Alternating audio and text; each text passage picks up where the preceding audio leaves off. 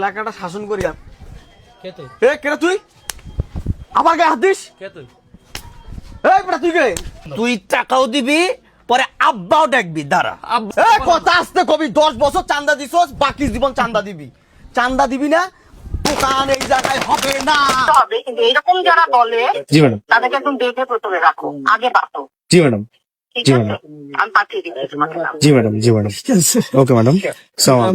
আমাদের প্রত্যেকটা দোকানদারকে বলছে আজ থেকে দেবিদ্বারের ভিতরে কাউকে কোনো চান্দা দেওয়া যাবে না এবং দাঁড়া। দিব না। তোর কোন বাপরে ডাকবি ডাক। ও আচ্ছা, আপনার চান্দা লাগবে না? হ্যাঁ। আচ্ছা ঠিক আছে, আপনার আমি চান্দাটা নিয়ে আসতেছি, একটু দাঁড়ান। আচ্ছা, এই বুঝটা যদি আগে বুঝতি তাহলে কি তোর লগে এত তর্ক করি, এত গালিগালাজ করি? একটু এটা দাঁড়ান যদি ভাই, আগে বুঝতি। গায়ে হাত দিয়ে না ভাই, আপনার চান্দাটা আর আনতেছি। তোরা তোরা ভালোভাবে কথা বলতে পারিস না, এই যে কথা বলছি বুঝছে না? ভাই ওনারা আমাকে প্রচুর মারতেছে ভাই, আপনি একটু জলদি আসেন। ওই চাঁদা বেশি করে চাচ্ছে, আপনি আসেন তো।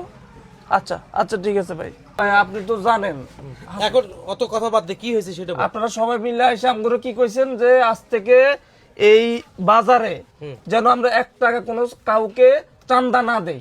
আপনারা সব বলে গেছেন সবাই মিলে, হাসনাত আব্দুল্লাহ ভাই সহ।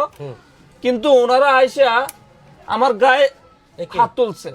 এই ওনারাই তো আজকে 10 বছর ধরে ভাই আমাদের কাছ থেকে চান্দা নিয়ে যায়। কে তুই? কে এই এলাকাটা শাসন করি আমি। কে তুই? এ কেন তুই আমার গায়ে হাত দিস? কে তুই? এই বেটা তুই কে? আরে কি তুই এদিক সামনে। কথা কথা গায়ে হাত দিস মানে তুই কেটা? এই তোমাদেরকে সবাইকে একটা করে লাঠি দেওয়া আছে না? লাঠিটা বের কর। এই যে বল। বল কে তুই? না আর তো দেরি করে গেল।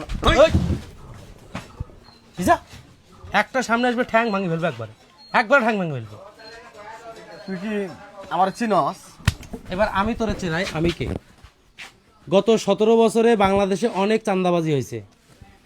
এই এলাকায়, এই অঞ্চলে, এই আসনে, এই ইউনিয়নে, এই গ্রামে আজকের পর থেকে সমস্ত চাঁদাবাজি বন্ধ। তোরা কিন্তু